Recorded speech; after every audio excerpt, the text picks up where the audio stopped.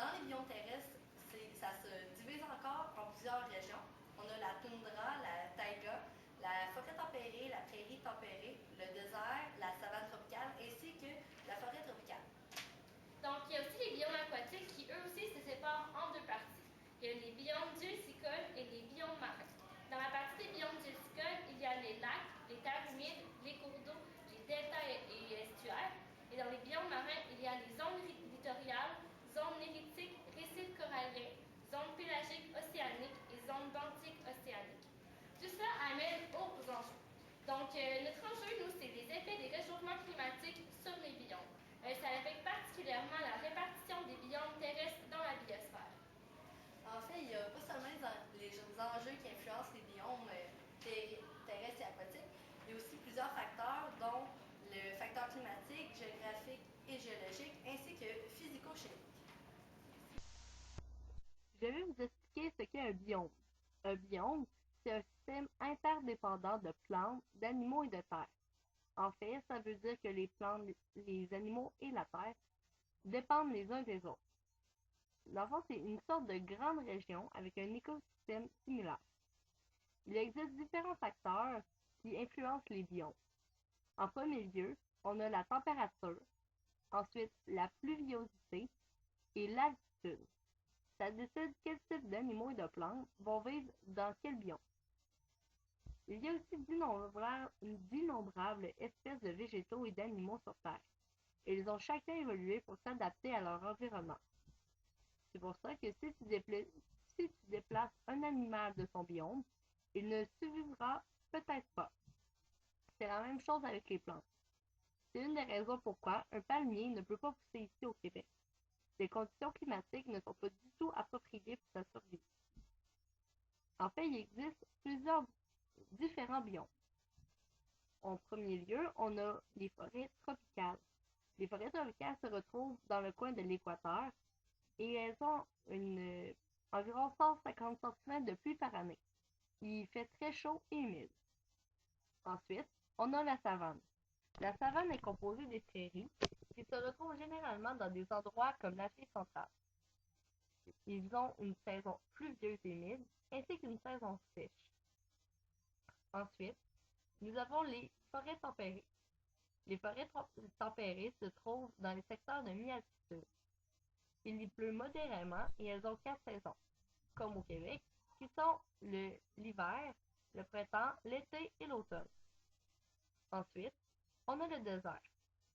Dans le désert, il pleut moins de 10 cm par année, il y fait chaud toute la journée et au contraire très froid la nuit.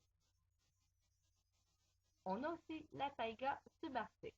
La taïga subarctique a des étés frais et des hivers froids.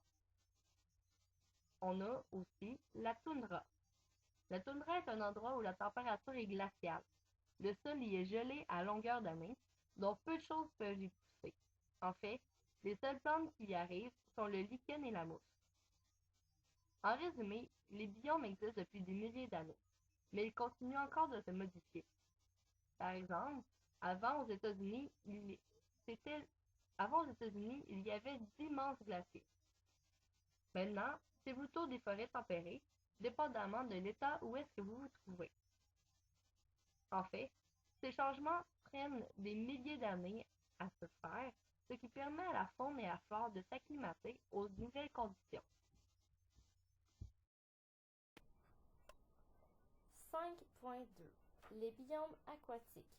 Un biome aquatique correspond à une vaste communauté d'organismes vivants qui se répartissent dans des étendues d'eau douce ou d'eau salée. On les décrit en fonction de leur salinité. Il y a deux sortes de biomes aquatiques. Les biomes marins, aussi appelés biomes d'eau de mer, dont la salinité est d'environ 35 grammes par litre, et les biomes dulcicoles, aussi appelés biomes d'eau douce. Ils ont chacun leur espèce propre à eux, à l'exception du saumon, qui peut passer de l'eau salée à l'eau douce. 5.2.1 Des biomes dulcicoles. Les biomes dulcicoles comprennent toutes les eaux courantes, stagnantes et continentales dont la salinité est généralement inférieure à 1 g par litre. Ils occupent moins de 1% de la surface planétaire et sont étroitement liés au biome terrestre. Ils sont un regroupement de 4 sous-thèmes, dont les lacs. Les lacs sont de grandes étendues d'eau bordées par des terres. Les terres humides. Les terres humides sont des étendues d'eau généralement stagnantes, dont très peu profondes, permanentes ou temporaires, telles que les marais et les tourbières. Les cours d'eau. Ils sont caractérisés par leur flux d'eau, dont la vitesse peut varier selon le relief, la température et les saisons. Et le dernier, les deltas et estuaires. Situés à l'embouchure des fleuves, ils sont des zones de transition entre les deux sortes de biomes, marins et dulcicoles. 5.2.2 Les biomes marins. Les biomes marins regroupent tous les océans et les mers, ce qui recouvre près de 71% de la surface planétaire. Ils sont divisés en 5 zones. La zone littorale, située à la limite entre la terre et la mer, telle que les plages. Cette zone subit constamment le flux et le reflux des marées ainsi que les vagues. Zone néritique, aussi nommée eau côtière. C'est la zone des eaux peu profondes et éclairées. Les récifs coralliens. Ils font partie de la zone néritique. Ils forment un biome distinct autour des îles volcaniques ou sur les plateaux continentaux. Zone pélagique océanique. Cela comprend l'ensemble du volume des eaux situées au large. Ça représente près de 90% de toutes les eaux. Et pour finir, la zone benthique océanique. C'est la partie la plus profonde des eaux. 5.3 Les facteurs influençant la distribution des biomes. Les facteurs influençant la distribution des biomes terrestres sont le climat, le relief, ainsi que la nature des roches et des sols des continents. Les facteurs influençant la distribution des biomes aquatiques sont les paramètres psychochimiques de l'eau, la profondeur, la proximité des biomes terrestres et le climat. Le climat est l'un des plus gros facteurs à l'échelle planétaire